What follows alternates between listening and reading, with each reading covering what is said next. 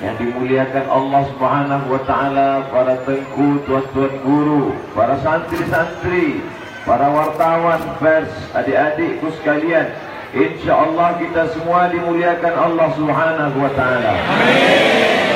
Ya Rabbal alamin. Tidak pernah terlintas di pikiran saya, walaupun sebesar ujung kuku, sebesar ujung rambut, sebesar butiran debu, akan memakai pakaian kebesaran. Bukan cuma kebesaran, tapi juga keberatan. Masya Allah. Lalu kemudian tadi begitu sampai ke rumah, masuk ke dalam, dipakaikan pakaian ini, saya mendengar pula kalimat-kalimat yang mengatakan, Ustaz Somad, kalau sudah pakai pakaian ini ada dua kemungkinan. Yang pertama khitan, yang kedua akad nikah. Begitu sampai di jalan akan dibawa kemana, saya tidak mau bertanya karena terlihat nampak bodoh saya. Maka begitu di jalan saya lihat adik-adik pakai jilbab, pakai cadar di atas, saya berbisik ke telinga Habib Novel Al-Idrus, Habib, kita dibawa ke akhwat ya. Sampai di tempat yang mulia dan indah ini, rupanya kami diberikan pesejuk. Hati Abdul Somad yang panas terbakar, yang menggelegar berapi-api setelah disiram air sejuk. Allahu Akbar. Ada orang-orang yang sengaja ingin menggoreng masalah ini. Dia buat hati itu terbakar, mendidih, menggelegar. Dia ingin Abdul Somad akan datang ke Aceh menghasut, mengajak perang, hancurkan, bakar. Ternyata itu tidak terjadi. Kenapa? Karena di sini suasananya sejuk, tenang, adem dan ayam. Masya Allah. Maka ketika duduk di atas tadi, sejuknya sampai terasa seperti hujan gerimis. Kenapa begitu? Kipas angin hidup. Masya Allah. Begini masyarakat Aceh menenangkan hati orang yang panas. Jangan main-main dengan Aceh. Orang Aceh kalau sudah diteriakkan perang, Belanda pun lari tunggangan. Jangan bawa-bawa kepanasan di Aceh. Tapi orang Aceh juga bisa menyejukkan hati yang panas. Abdul Somad biasanya ceramah berapi-api, tapi tadi begitu konferensi pers dengan saudara-saudara wartawan sejuk. Mana Habib Novel yang berapi-api? Padahal beliau dari Solo, lembut. Saya malah terkejut. Masya Allah. Begini orang Aceh memuliakan habaib.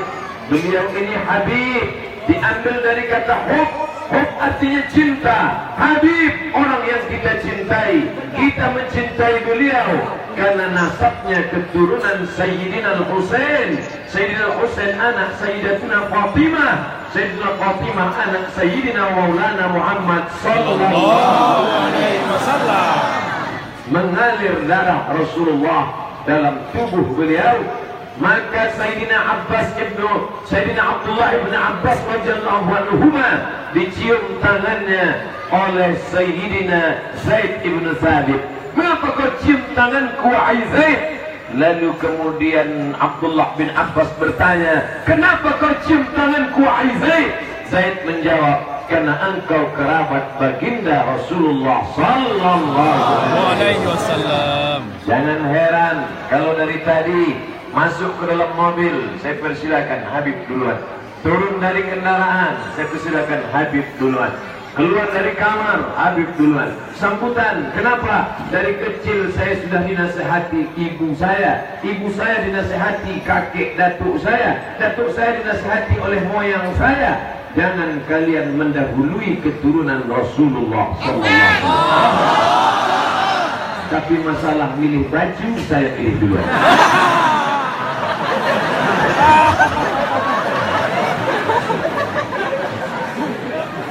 Ini wali-wali Allah, Syekh Krongkali, Syekh Mudawali, Syekh Muhibbuddin Wali, Syekh Abdurrahman As-Singkili. Negeri ini adalah negeri para ulama dan wali-wali Allah. Maka beginilah hasil dari pendidikan. Ada mereka yang ayahnya meninggal dunia karena korban tsunami. Ada yang ayahnya meninggal dunia karena penyakit keganasan. Maka di mana mereka ditampung? Mereka mendapatkan pendidikan di Markaz Al-Islah Al-Aziziyah. Kau yang jadi yatim berkecil hati, anak-anakku, santri-santri sekalian, ayah kalian meninggal dunia, jangan berkecil hati, karena Syekh Yusuf Al-Qardawi anak yatim, karena Syekh Muhammad, karena Nabi Suhabu Imam Mazhab Syafi'i Muhammad bin Idris Al-Syafi'i anak yatim. Dan yang paling utama adalah Sayyidina wa Maulana Muhammad sallallahu alaihi wasallam anak yatim yang lahir dalam keadaan keluarganya kaya, ayahnya melimpah ruah hartanya. Jangan kau bangga dengan harta ayahmu, tapi yang lahir dalam keadaan yatim, ayahmu tak ada, ibumu susah. Jangan kau berputus asa, jangan bangga pada yang ada, jangan putus asa pada yang tak ada, jangan berharap pada yang ada, jangan putus harap pada yang tidak ada, karena berharap pada yang ada akan binasa, tapi yang tidak ada akan membuat yang tidak ada menjadi ada. Innama amruhu idza arada syai'an an yaqula lahu kun fayakun. Ketika Abdul Somad hanya 30 menit berada di airport Hong Kong, 30 menit mereka periksa dompet, mereka lihat kartu nama, mereka lihat foto-foto dalam HP, mereka lihat nomor-nomor. Setelah itu mereka kembalikan hampa, tak ada harapan. Tapi rupanya Allah membalas dengan balasan yang luar biasa. Mana dia? Ini dia. Gambar ini akan di-share kemana-mana, dan mereka di Hong Kong akan melihat. Wow!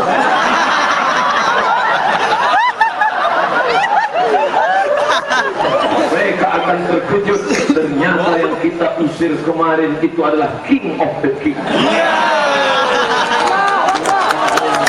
Jadi raja. Insya Allah kebaikan-kebaikan para tengku, para tuan guru, para ulama ini mengalir kepada murid-muridnya. Insya Allah hari ini orang Aceh masih memuliakan Habib. Hari ini orang Aceh masih memuliakan Ustaz Abdul Somad. Tapi apakah 20 tahun akan datang orang Aceh masih memuliakan? Maka tergantung kita mendidik anak-anak kita sekarang. Allahu Akbar. Dari anak-anakku, adik-adikku yang solihah, yang menutup wajahnya karena tidak ingin menimbulkan fitnah, yang belajar pendidikan agama, dari mereka akan lahir anak-anak yang soleh dan solihah di bumi Aceh. Anak-anakku yang laki-laki, kalian akan belajar agama, kalian akan jadi insinyur, kalian akan jadi doktor, kalian akan jadi ahli medis, kalian akan jadi pengacara. Tapi dalam kepala kalian tetap Al-Quran dan Sunnah, Ahlus-Sunnah wal Jamaah, berakidah Asy'ari, berfikih Syafi'i, bertasawuf Junaid Al-Baghdadi dan Abu Hamid Al-Ghazali. Allahu Akbar. Jangan khawatir, dunia ini belum kiamat, tapi isinya boleh jadi sudah kiamat, karena merupakan ajaran-ajaran Islam. Bagaimanapun juga Aceh sebagai pusat kerajaan Islam di masa lalu, kerajaan Samudra Pasai, Aceh sebagai negerinya para ulama, sampai hari ini Dayak masih tetap tegak berdiri menyampaikan ajaran Islam. Aceh sampai hari ini dilindungi Allah dengan diterapkannya syariat Islam, satu-satunya provinsi yang mendapatkan otonomi khusus, yang menerapkan syariat Islam dibolehkan. Maka ini peluang besar untuk menjaga akidah anak-anak kita. Adapun yang hartanya banyak, maka ini peluang investasi luar biasa. Orang yang pelit, orang yang bakhil, ketika melihat banyak besi-besi bermunculan, hatinya susah. Kenapa ini banyak betul bangunan yang belum selesai? Tapi orang yang duitnya banyak, hatinya lapang, maka melihat ini dia berkata, inilah tempat aku berinvestasi akhirat. Aku akan sumbangkan 2-3 sak semen, akan aku berikan batu kerikil, akan aku sekolahkan anak yatim. Maka sejak hari ini yang belum datang kemari, datang, lihat anak-anak yatim, anak-anak santri kita belum menjenguk kemari, jenguk. ini videonya akan di-share ke seluruh dunia sampai akhirat. Mulai kamera kecil sampai yang besar, semua akan melihat. Mereka akan bertanya, di mana ini Ustaz Abdul Somad pakai pakaian ini? Lalu kemudian mereka bertanya, di mana Ustaz Somad? Di mana Ustaz Somad? Lalu datang jawaban, Aceh. Lokasinya di mana? Mereka akan bertanya, datanglah kemari. Malu mereka pun akan datang kemari, bertanya kepada tengku, bertanya kepada tuan guru, berapa sak semen yang belum dibantu, berapa batu kerikil yang perlu diberikan, berapa besi-besi yang harus kami tolong, berapa masjid yang akan didirikan. Lalu diberikanlah daftar-daftarnya. Ini dia. Apakah Bapak mau ngasih bantuan? Tidak, mau meliput saya. Maka yang punya harta bantulah, yang punya kuasa tolonglah, yang punya umur bantulah, yang punya suara berikan sumbangan apa yang bisa kau berikan, walaupun satu papan, tapi dia bisa menaungi engkau di padang mahsyar. Apa kata Nabi sallallahu alaihi wasallam? Kullu mri'in tahta zilli shadaqatihi, orang akan berada di bawah sedekahnya hatta yuqda bainan nas, sampai dia ditetapkan hukuman di akhirat. Padang mahsyar tak beratap. Hari ini kita bisa duduk tenang di atap yang sejuk. Besok kita akan berada di dalam naungan gedung. Nanti malam kita akan berada di tenda yang besar. Tapi nanti di padang mahsyar semuanya tidak ada, semuanya tercabut, semuanya terbuka. Tapi ada yang menaungi kita, sodakoh kita. Maka alhamdulillah bersejuk oleh ulama-ulama Aceh, tausiah, temu ramah, silaturahim bersama Habib Novel Al-Idrus, Ustaz Abdul Somad memperkuat ukhuwah Islamiyah. Habib Novel dari Solo, datuk-datuknya dari Yaman, dari Syekh Ahmad Al-Muhajir Al-Habib keturunan Nabi SAW, sampailah mereka ke Jawa Tengah. Abdul Somad pula datang dari Riau yang menyambut orang Aceh yang datang dari Yaman singgah ke Solo mampir ke tempat ini. Kita semua dipersatukan oleh ukhuwah Islamiyah. Asyhadu an la ilaha illallah wa asyhadu anna Muhammadan Rasulullah. Kalau sudah sesama ahlu sunnah wal jamaah, al-asy'ariyah wal maturidiyah, asy-syafi'iyah dan al-ghazaliyah, jangan lagi saling salah menyalahkan, jangan lagi saling bid'ah membid'ahkan, jangan lagi saling sesat menyesatkan, jangan lagi saling kafir mengkafirkan, karena kita semua berada dalam satu atap.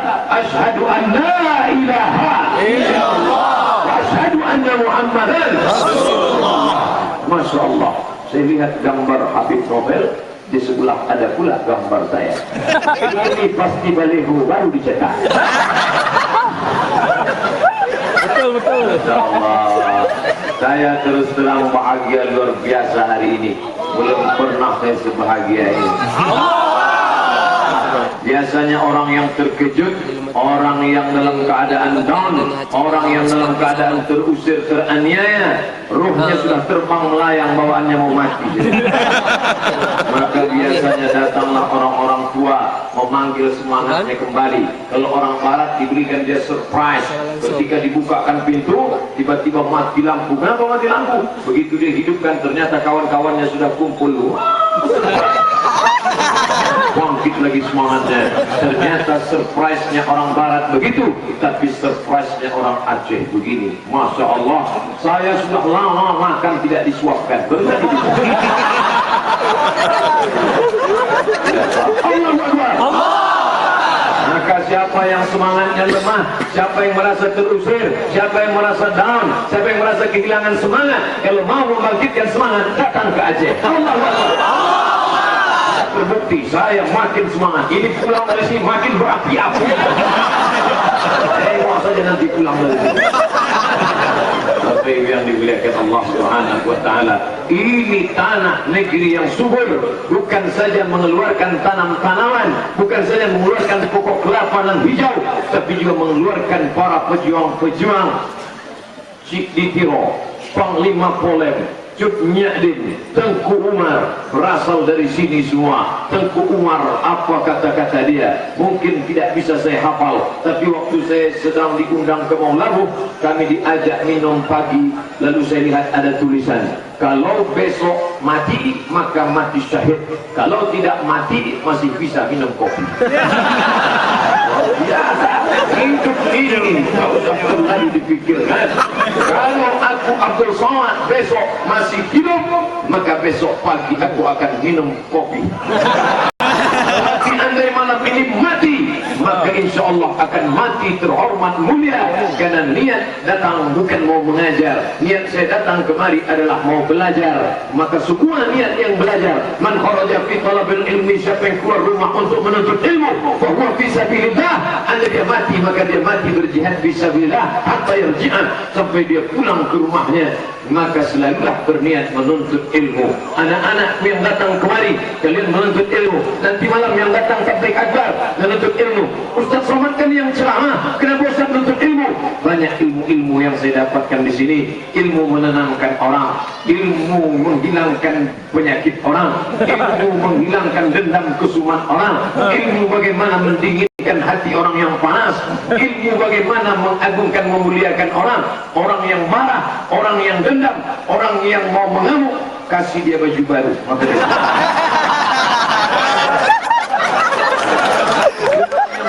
Yang dari tadi saya bertanya-tanya sampai sekarang belum dapat jawabannya, rencongnya mana?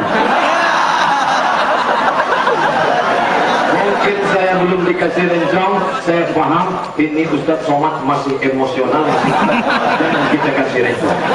Kalau kita kasih dia cabut gitu ya. Untuk sementara kita kasih aja mikrofon dulu. Masya Allah.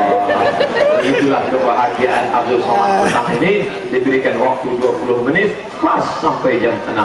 Akhirnya waktu juga yang memisahkan kita. Siapkan kekuatan, nanti malam kita akan jumpa insya Allah sampai tabligh akbar, sampai tahajud, sampai muhasabah, sampai subuh jam 7. Jangan lagi tunggu karena saya pulang. Terima kasih segala perhatian. Mohon maaf segala kesilapan. Aku qouli hadza astaghfirullah li wa lakum. Wassalamualaikum warahmatullahi wabarakatuh.